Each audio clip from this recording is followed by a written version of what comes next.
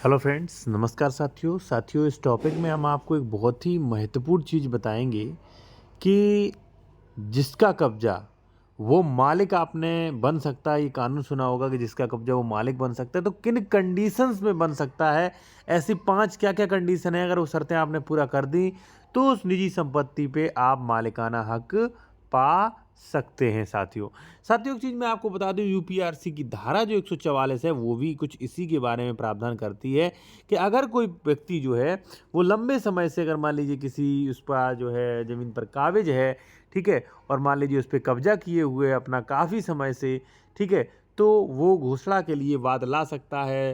धारा 200 229 बी धारा वर्तमान में धारा 144 है। यानी कि कहीं ना कहीं कानून तो ये है, ठीक है, कि आप अगर लंबे समय से, मान लीजिए 12 साल से 15 साल से प्रतिकूल कब्जा किए हो तो आपको मालिकाना हक मिल सकता है। चलिए इसके कानून के बारे में और सुप्रीम कोर्ट के एक लेटेस्ट ऑर्डर के बारे में आपको बताएंगे। उससे पहले साथियों एक चीज़ मैं आपको बता दूं कि यदि आप कोई बेहतर कानूनी सलाह लेना चाह रहे हैं, क्योंकि देखिए तहसील वगैरह के एडवोकेट से या डिस्ट्रिक्ट एडवोकेट से बहुत ज़्यादा आपको जानकारी नहीं मिल पाती है, ठीक है, या कोई डॉक्यूमेंट चेक करवाना चाह रहे हैं या आप कोई ज़मीन खरीद रहे हैं उसका डॉक्यूमेंट चेक करवाना चाह रहे हैं, तो कॉन्टैक्ट नंबर हमारा वीडियो के डिस्क्रिप्शन में आपको मिल जाएगा। व्हाट्सएप मैसेज करें, अपना अपॉइंटमेंट बुक करा के फ़ोन कॉल कर सकते हैं साथियों, ठीक है। देखिए साथियों, अब क्या है, वीडियो के डिस्क्रिप्शन में हमारा जो है कॉन्टैक्ट नंबर दिया गया है, अगर आप किसी भी मामले में बेहतर कंसल्टेशन करना चाहते हैं तो, ठीक है। अब देखिए साथियों, क्या है ये, देखिए मैंने क्या बताया, अगर मान लीजिए आप इस संपत्ति पर 20 साल से प्रतिकूल कब्जा किए हुए, ध्यान रहे अवैध कब्जा नहीं मैंने कहा है, प्रतिकूल कब्जा कहा है, ठीक है। मान लीजिए मेरी संपत्ति है ये, ठीक है, आप इस पर कब्जा किए हुए हो, ठीक है। तो साथियों यहाँ पे जो है आपको 5 कंडीशंस फॉलो करनी होंगी यदि आप प्रतिकूल कब्जा साबित करना हो। और प्रतिकूल कब्जा अगर आपका साबित हो गया तो 12 साल से अधिक वाले जो भी व्यक्ति है उसका मालिकाना हक समझा जाता है, ठीक है। चलिए अब इसका ऑर्डर क्या है वो पढ़ लेते हैं, ठीक है। और देखिए कई लोग जो है हमारा कॉन्टैक्ट नंबर वीडियो में डिस्क्रिप्शन में मांगते हैं, तो वही हमारा कॉन्टैक्ट नंबर वीडियो के डिस्क्रिप्शन में मिल जाएगा, ठीक है।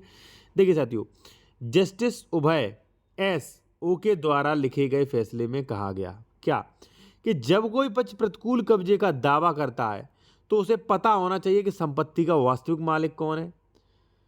दूसरे, उसे दलील देनी होगी कि मूल मालिक की जानकारी में था कि नहीं कि 12 साल से अधिक समय से खुले तथा निर्बाधित कब्जे में रह रहा है, ठीक है।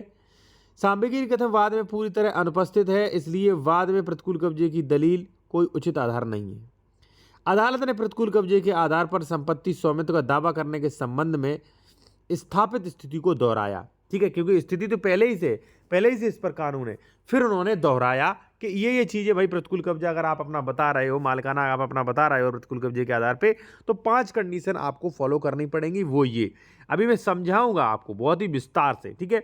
अब देखिए, सुप्रीम कोर्ट ने माना कि वादी प्रतिकूल कब्जे के दावे के आधार पर संपत्ति स्वामित्व की मांग नहीं कर सकता यदि वह साबित करने में विफल हो जाए, ठीक है, कि संपत्ति का वास्तविक मालिक कौन था।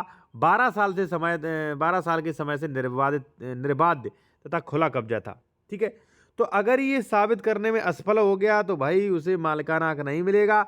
हाईकोर्ट द्वारा ट्रायल निष्कर्षों की पुष्टि करते हुए जस्टिस उभय एस ओ के जस्टिस उज्जवल, यहाँ पे देख सकते हैं, इनकी पीठ ने कहा कि यदि वादी सामग्री तथ्यों को खुलासा करने में विफल रहता है तो वाद पत्र में संपत्ति पर प्रतिकूल कब्जे को साबित करते हुए संपत्ति प्रतिकूल कब्जे के लाभ पर दावा करने का हकदार नहीं होगा।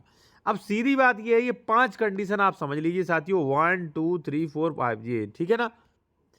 पहला क्या है कि यदि आप कह रहे हो कि ये हमारी संपत्ति, आपका 12 साल से निर्विवादित कब्जा होना चाहिए। ध्यान रखना सही साथियों कि कभी भी इस पर एफआईआर या कोई केस नहीं चलाओ, पहली चीज, ठीक है। निरंतर कब्जा होना चाहिए, मालिक की जानकारी में कब्जा होना चाहिए, ठीक है। अब देखिए, वादी को, यानी कि जो मालिकाना हक मान लीजिए वो कर रहा है, वादी को दलील देनी होगी, ये साबित करना होगा कि वास्तविक मालिक के प्रतिकूल कब्जे का दावा कर रहा था, ठीक है, पहली चीज। दूसरा, वादी को दलील देनी होगी, यह स्थापित करना होगा कि वह लंबे समय से और निरंतर कब्जा तथा तथ्य असली मालिक को पता है। अब देखिए होता क्या है, जैसे मान लीजिए मेरी संपत्ति पर यहाँ पे कब्जा की हो, तो ये भी कोर्ट को आपको प्रूफ करना पड़ेगा।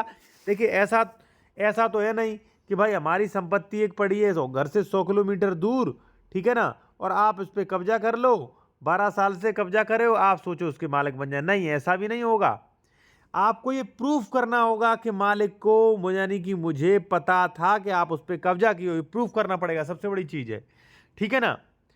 वादी को यह भी निवेदन करना होगा, स्थापित करना होगा कि वह कब्जे में कब से आया। भाई यहाँ पे आपको ये पता स्पष्ट साक्ष्य देना होगा कि आप इस प्रॉपर्टी पर 13-14 साल से रह रहे हो। ठीक है, 13-14 साल से रह रहे हो, ये क्लियर करना पड़ेगा।